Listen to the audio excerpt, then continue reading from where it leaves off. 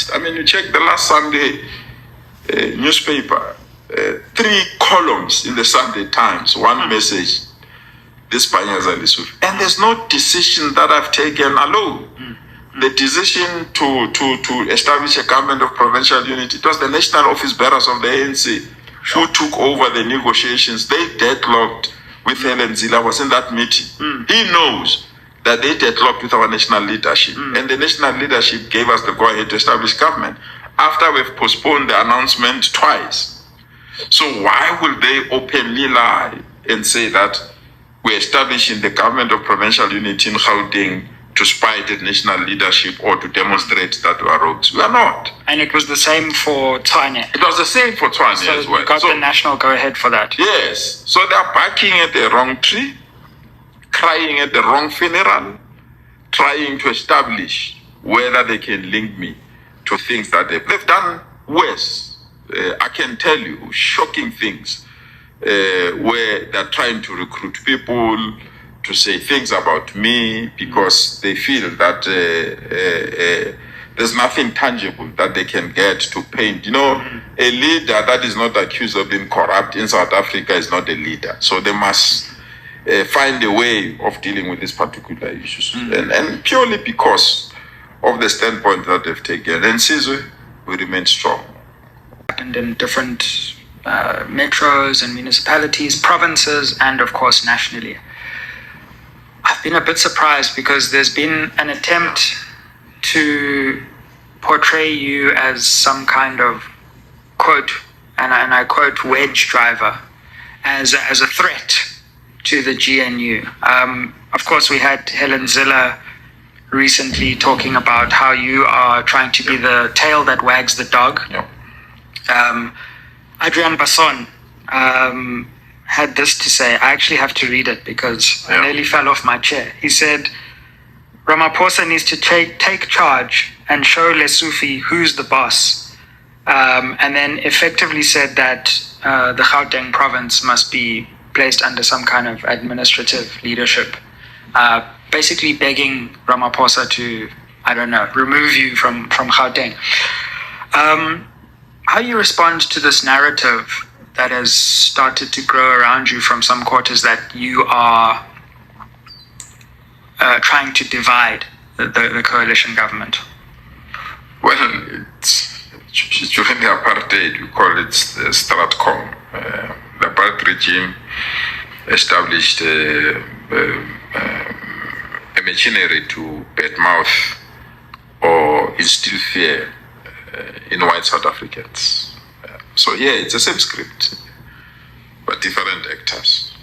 During that period, the apartheid regime said or planted a message of swart gevaar, that black people, if they take over, they will kill your children. Black people, when they take over, they will do all these bad things, drive you to the sea and all other things. Such an extent that on the eve of freedom, some people went into mountains, bought their food to stay there, and stocked food. Immediately after freedom or 1994 breakthrough, they then have this thing called Roy Gevaar. Everything is communist. Communist wants to take over the ANC, and when communists take over the ANC, your property is our property, your food is my food. So they planted that message. And when that message could not succeed, they identified certain leaders of the ANC. They call them hawks or radicals. Chris Ari, Joe Slovo, the leader that groomed me, Harry Kwala, Winnie Mandela. So no, these ones are good, but these ones, they're bad. And that's how Chris Ani was assassinated. So there were leaders that were labeled as bad leaders in the ANC. So the regime is doing the same with me. They know my view about the Bella Bill. They know my view about NHI. They know my view about race. I hate racism with passion. I hate it, but I'm addicted to non-racialism. You can't claim, because racists are mindless, useless, poor thinkers, selfish and greedy. They feel everything belongs to them and them alone. Any other person must join on their terms. So you must be this black person that listens to them, dance to their tune. And I'm not that person. I'm not going to do that. I'll never dance to a tune of a white person who's racist in particular. I'll never dance to a tune of somebody who feels that they're superior.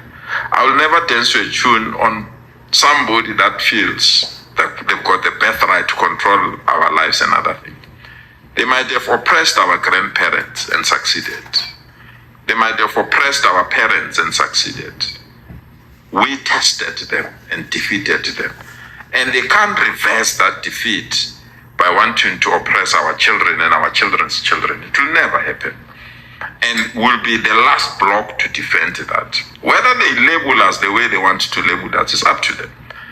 But racism is something that cannot be embraced, cannot be negotiated with, and cannot be tolerated. It must be crushed, and crushed mercilessly.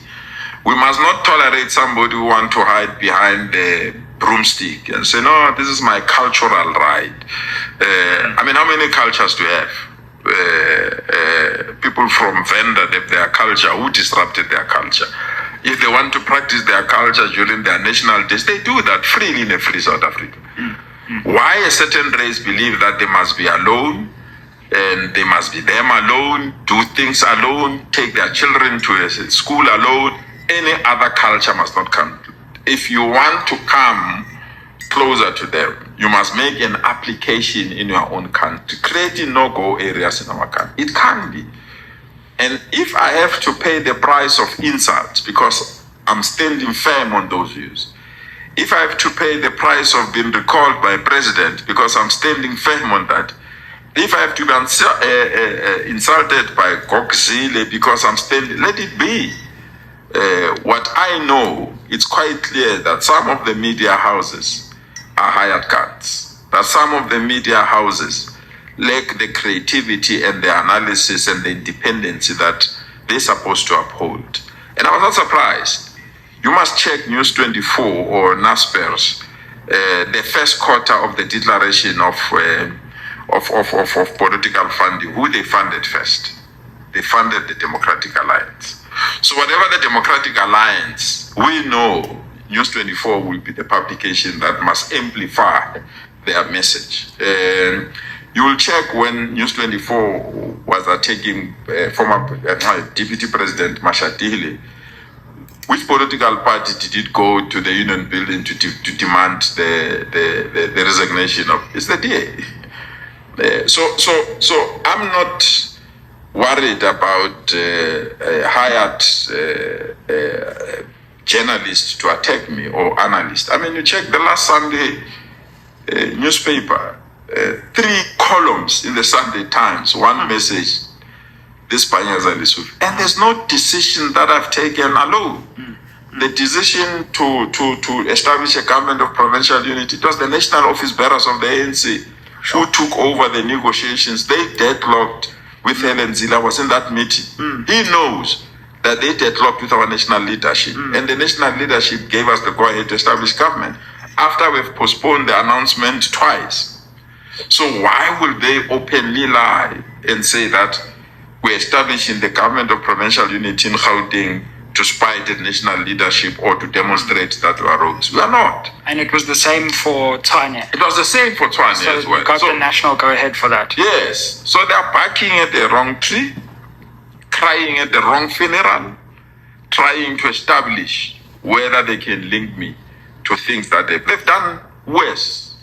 I can tell you shocking things where they're trying to recruit people to say things about me because they feel that there's nothing tangible that they can get to paint. You know, a leader that is not accused of being corrupt in South Africa is not a leader. So they must find a way of dealing with these particular issues. And purely because of the standpoint that they've taken. And Sizwe, we remain strong. The DA is not a branch of the ANC. Helen Zille is not a member of the ANC. And the African National Congress must be given space and time to resolve its internal issues.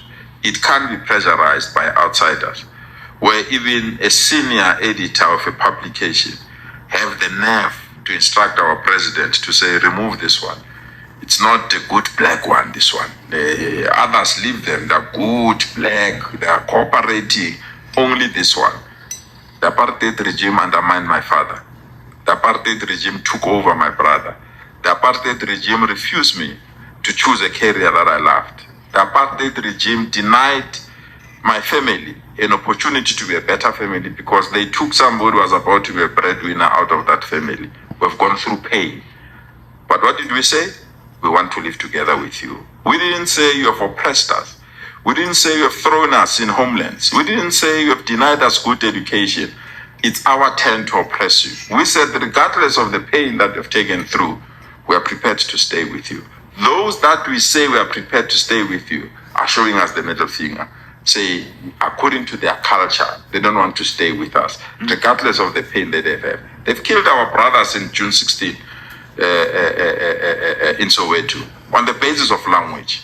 Today, they want to behave as if they don't know why June 16 was there. It was a language thing that denied us a quality education. But they want to behave the way they want to behave. And they will not find it. They might have oppressed those that have oppressed, but will never oppress our children and our children's children again. And the Bella Bill, it's a stamp that cannot be erased. They can want 3 months to negotiate on it. It must be implemented the way it is, and no one must tamper with that particular. It was passed unanimously by Parliament, and it must be respected if they want to respect the law. They can't say we must respect private property clause of our constitution, but they don't want to respect the right of Parliament to pass a law and that law to be implemented. And they are now mobilizing literally everyone to denounce us, thinking that by demonizing us, the Bella Bill will not be executed. We are watching them, and they must know we are children of Oliver Tambo, children of Winnie Mandela, and children of Harry Gwala. We are not easily intimidated, and there's no enemy that thinks that they can do as they wish. We fought for this country, we defend this country, and no one will force apartheid or racist legislation through our throats. They can use culture as a smokescreen. Reality is that they are racist, they are greedy, and they are not even prepared to live with fellow South Africans, but they want the tax of fellow South Africans to only be concentrated to their children. It will never happen. Those schools belongs to all of us. Those schools belongs to all our children, and our children have the right to enter those schools and go and play football or play whatever they want to play in those particular schools. There is no school that is an enclave in this country, and we must not tolerate people that think that they can intimidate us by bad press. They can intimidate us by hiring analysts to write bad about us. They can intimidate us by singling us out and labeling us as rogues. We can be rogues, but non-racialism will be firm and will defend. I wish we could have you for the whole day, because but I want to end because I know you've got your time is at a premium. But if I can indulge one more question that I've been very interested in, I don't know how much you'll divulge, but I did a video which was quite popular recently, and I was looking at the future of South Africa, and it was about, obviously, President Ramaphosa is the ANC leader until 2027, and I was looking at who's the next ANC leader, and I mentioned some names. I mentioned your name at the end, but the people in the comments were not happy because they said I didn't mention you prominently enough, and I was quite taken aback because then on Twitter, everyone said, how can you not say LESUFI won't be the next president? How can you not say that? What would you say to... I'm not keen. You're not keen? I'm not keen. You're not keen. But people are keen. Still wet behind my ears. And I don't think that to transform this country, you need to be a president. I'm of the view that there's a generation before us that must lead this country. Our time will come at the right moment. That But there's leadership that must take us to the next. But that leadership must not have a carte blanche. And that leadership must know that will not tolerate things that will not make the African National Congress to be what is it.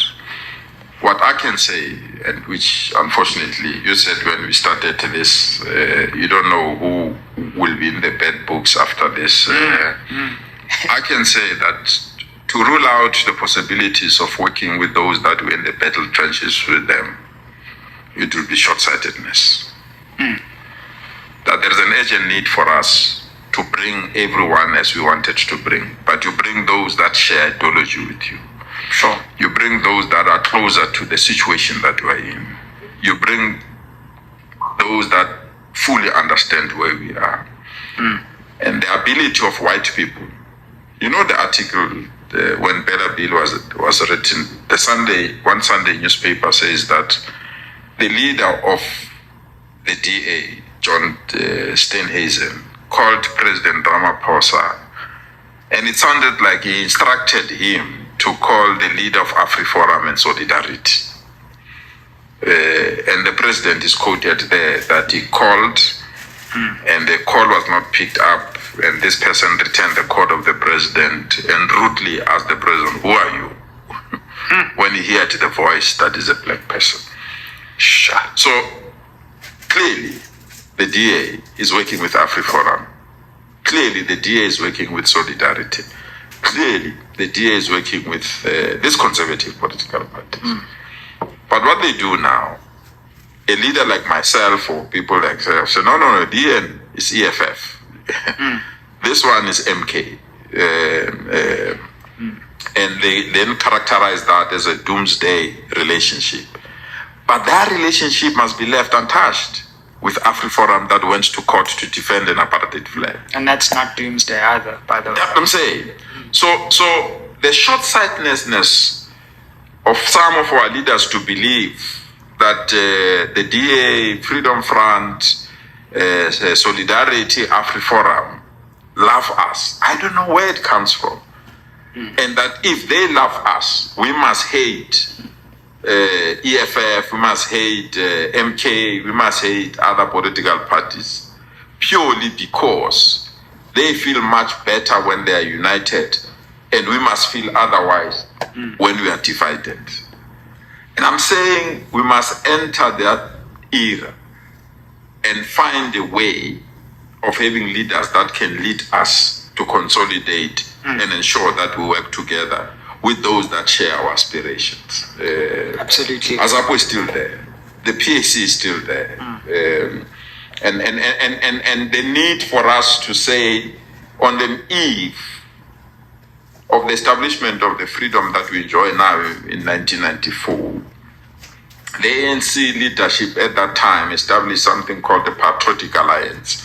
They even brought Bantustan leaders to say, on the basis that you understand where we come from, how do we work together to defeat those that wants to take us back? It can't be right at that time and be wrong now with the political parties that are there. So the sooner, open-mindedly, engage and defend what we think is right, non-racialism, defend what is right, transformation, defend what is right, economic freedom, defend what is right, our land to come back. We can't be narrow in our approach and think that those battles can only be fought and be defended only within the ANC. But to remain in government, we want these people to assist us to remain in government. The power lies with those that share our ideology, our aspiration, and those that understand the pain and the frustration of our people, the poverty of our people, the unemployment that our people are going through. That is it not time that we find a vehicle or a mode that can assist us to build this solid front that can defend our children, so that our children must not go through the pain I've gone through, that our children must not be challenged for their existence, and our children must not be told that you belong to a different culture, I belong to a different culture, we can't be in the same school. That's the kind of energy and space I want to spend rather than spend my energy to say I want to be a leader of a country or a leader of a political party. Let others lead theirs there. We will invest in ensuring that we defend what we committed to do when we were detained, when we were still in our teenage years. I was denied my years to go to a nightclub. I was denied years to fall in love with people at an early stage. I was denied that opportunity. I can't deny that to my children. And that's my belief. So any other person that, and I've seen many people who is ambitious, want to be a president, they are barking at the wrong tree and crying at the wrong funeral. My standpoint is that there is a generation before us and there are leaders that can take us to the next stage. I'm still wet behind my ears, and I really believe that there are proper leaders that can take us to the next stage of our revolution. Well, Premier LESUFI, thank you for sharing your insights with us and for... Standpoint that they've taken. And Sizwe, we remain strong. The DA is not a branch of the ANC. Helen Zille is not a member of the ANC. And the African National Congress must be given space and time to resolve its internal issues. It can't be pressurized by outsiders, where even a senior editor of a publication have the nerve to instruct our president to say, remove this one. It's not the good black one, this one. The others leave them, the good black, they are cooperating, only this one. The apartheid regime undermined my father. The apartheid regime took over my brother. The apartheid regime refused me to choose a career that I loved. The apartheid regime denied my family an opportunity to be a better family because they took somebody who was about to be a breadwinner out of that family. We've gone through pain. But what did we say? We want to live together with you. We didn't say you have oppressed us. We didn't say you have thrown us in homelands. We didn't say you have denied us good education. It's our turn to oppress you. We said regardless of the pain that we've taken through, we are prepared to stay with you. Those that we say we are prepared to stay with you are showing us the middle finger. Say, according to their culture, they don't want to stay with us, regardless of the pain that they've had. They've killed our brothers in June 16 in Soweto on the basis of language. Today, they want to behave as if they don't know why June 16 was there. It was a language thing that denied us a quality education. But they want to behave the way they want to behave. And they will not find it. They might have oppressed those that have oppressed, but will never oppress our children and our children's children again. And the Bella Bill, it's a stamp that cannot be erased. They can want 3 months to negotiate on it. It must be implemented the way it is, and no one must tamper with that particular. It was passed unanimously by Parliament, and it must be respected if they want to respect the law. They can't say we must respect private property laws of our constitution, but they don't want to respect the right of Parliament to pass a law and that law to be implemented. And they are now mobilizing literally everyone to denounce us, thinking that by demonizing us. What a beautiful interview from Sizwe Welsh Mpofu. Oh, Sizwe, you're probably, you know, your interviews are always top notch. I really like listening to your interviews. Whoever you bring up there, I don't miss even one because you are such a good, what I like about you, Mpofu, you listen and you give the interviewee time to elaborate whatever he has. You don't disturb. And it makes us understand you are unlike other interviewers. When they interview the interviewee, they always want to cut off. I think the problem, why they keep cutting off, I suppose some of them, maybe they don't have enough time. They just want to get to the gist of everything, then they finish their interview. But with you, whenever you call anybody, you make sure that once you ask a question, you will give that person to answer to his best ability